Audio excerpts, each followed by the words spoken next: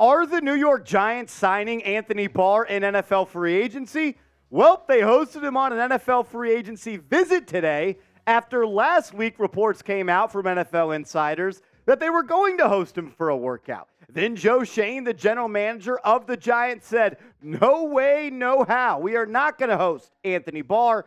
And then a week later, he was in the facility in East Rutherford visiting with the New York Giants. So we're going to talk about in today's show, does it make sense for the Giants to sign him? And if they do not sign him, I have three other players I want to talk about as potential Giants free agent targets. I think it's also newsworthy that Anthony Barr visited with the New Orleans Saints last week. So he's going on somewhat of a free agency tour right now. Visited with the Saints last week, the Giants today, and Ian Rapoport of NFL Network is saying that a deal is not imminent right now. So I would expect that there are going to be more visits for Barr within the next couple of days. But I like the idea of bringing in the veteran linebacker pass rusher because the Giants, they are thin at those spots. So I want to take a look at the D-line depth chart, then the inside linebacker depth chart. I like the front five the Giants have. Thibodeaux, Leonard Williams, Dexter Lawrence, A'Shawn Robinson, and Azeez Ojulari are as good as any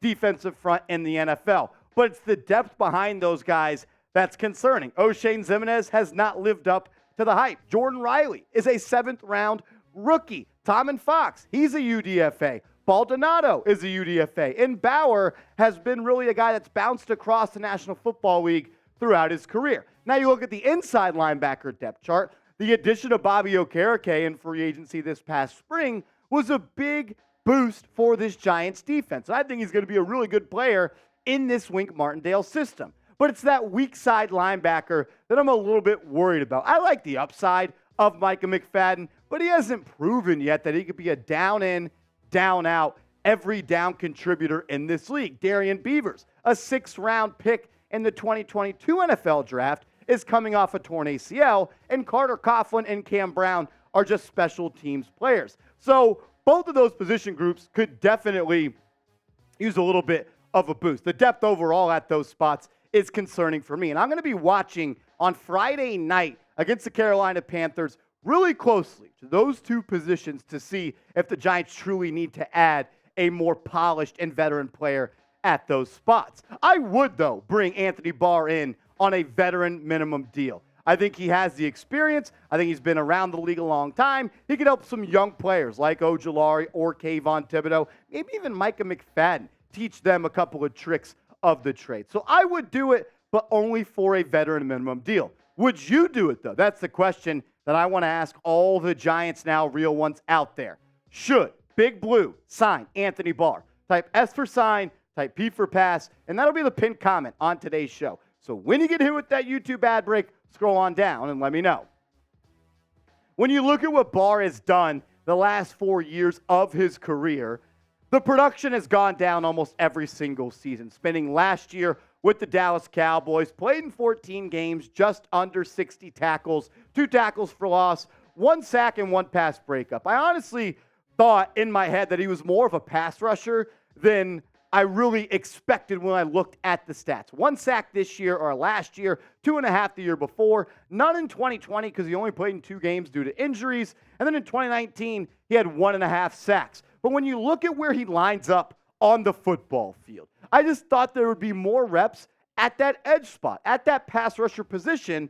But I've really understood after I did more research, he is still an in-the-box linebacker, an off-ball linebacker. He did have 90 snaps at the edge position, and he can be a player in this Martindale system where he asks him to pin his ears back and get after the quarterback and be a pass rush piece. But only 90 snaps last year on the edge. He really played in the box, and that's still what he does at a decent level at this stage of his career. But at the end of the day, Anthony Barr's best football is behind him. He was one of those guys 5-6 years ago that was a top linebacker in this league. He's just not that guy anymore. Father Time has tugged on the cape of Mr. Barr. I think it would be a good addition because the Giants are extremely thin at those positions, but I'm not going to overpay him, and I'm not going to lose sleep if he ends up signing with the Saints or another team. If it's not Anthony Barr, we have 3 more guys we're going to talk about in today's show as potential Giants free agent targets. But first, this is why you subscribe to New York Giants Now by Chat Sports, because when news, rumors, injuries, anything come out surrounding Big Blue, we put out a video. Because when the Giants make a move, we make a video. Go down right now, hit that big red sub button, and help us get to 31,000 subs. We're less than 250 away. My take on all of this for the Giants is this. I know they're weak at edge. I know they're weak at off-ball backer. The Giants, though, they don't need to rush to go out and sign a player right now. Yes, I would like to see them in the preseason and see if they can fit in this system.